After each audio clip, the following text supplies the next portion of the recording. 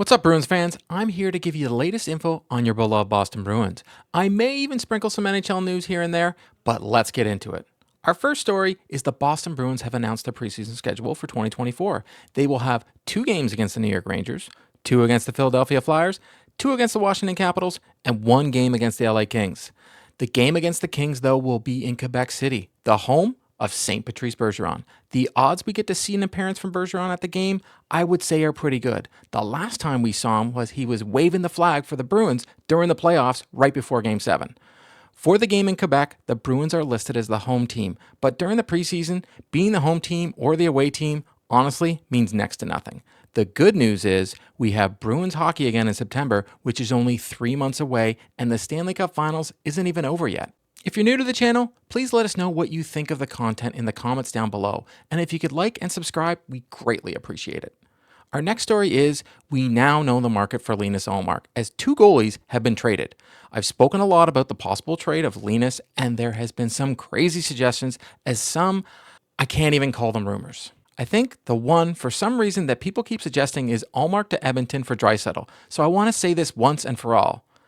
If you truly think that this trade is possible, and I truly don't, please leave your reasoning in the comments. This week, we saw what the market is for a goalie because Markstrom was traded to New Jersey and Darcy Kemper was traded to LA.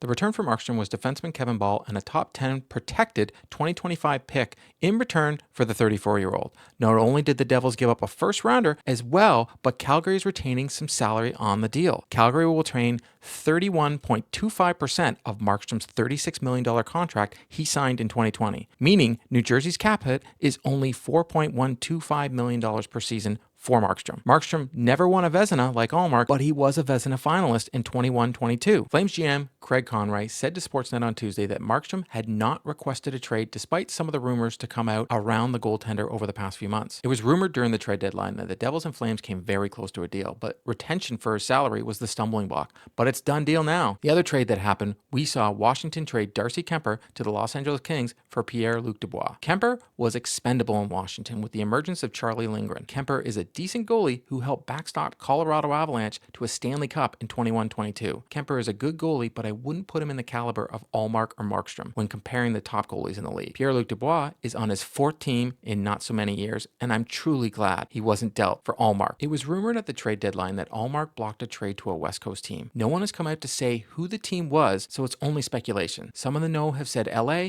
but also some of the no have said Colorado. But the good news is it wasn't LA this week. Dubois has been criticized for his poor attitude and lazy play at times. He has shown some flashes of brilliance during his career, but LA had him on the 3rd line during the playoffs and didn't use him often, and he was only averaging just over 15 minutes a night, which is far from the 18 minutes a night he was seeing in Winnipeg. Dubois is only 25 and a former 3rd overall pick, and currently is making $8.5 million a year to get 16 goals and 24 assists. When comparing the 2 trades, I think it tells us Ullmark should bring in a 1st-round pick and a player, which to me means the rumor to Ottawa is more accurate than any other rumor we've heard around Ullmark right now. The teams, according to the fourthperiod.com, who are interested in Ullmark were New Jersey, LA, Ottawa, Carolina, and now Buffalo. So now 2 of those teams aren't on the list because they've found their guy. Of note on Ullmark, the Bruins have a reason to move him before July 1st, as he is owed a $1 million signing bonus. So if they can move him before then, they won't get hit with this bonus on their cap. According to Bruce Garriock from the Ottawa Citizen, the Senators offered Korpisalo to the Bruins as part of a package for Ullmark at the deadline, but the Bruins had no interest. Boston can't afford to take on $16 million in salary and the 4 years remaining on Korpisalo's contract. We're led to believe the Bruins may have an interest in taking back Forsberg because he only had 1 year left at $2.75 million on his deal. But the indicators are that the work needs to be done if the 2 sides are going to be able to make a deal. A league executive believes the Senators will likely have to offer Jacob Chikrin along with a 1st-round pick and another selection to acquire Ullmark. Even then, he has a modified no-trade clause that has 15 teams on it, and it's not known if Ottawa's on that list. We'll see where Ullmark lands, but with the recent activity, I would think if he's going to get traded, it's going to happen leading up to the draft because most likely a player and a pick is coming back to Boston. Our next story is Jeff Skinner could be bought out by the Buffalo Sabres, and I honestly think the Bruins should take a run at him if he is. According to the fourthperiod.com, the Buffalo Sabres are weighing their financial options and are believed to be considering the potential buyout of veteran Jeff Skinner. While speculation has melted over Skinner's future in Buffalo, noise over the possible buyout increased Tuesday when Sportsnet's Elliot Freeman reported on the Jeff Merrick Show that a buyout is an option for the Sabres, and they're considering it. I do think it's possible, Freeman told Merrick. Obviously, no one here is talking, but there have been some rumblings around the league that it's possibility.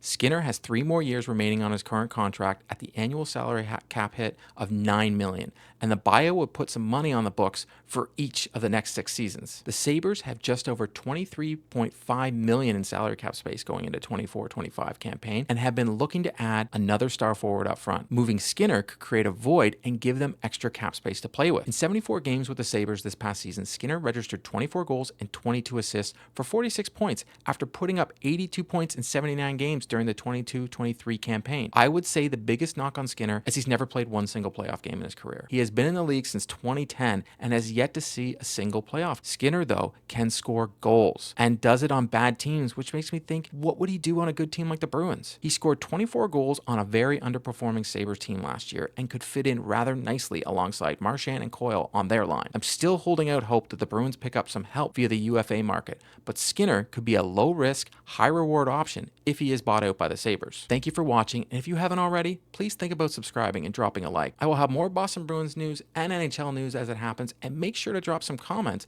of what you think of anything I just talked about. See you next time.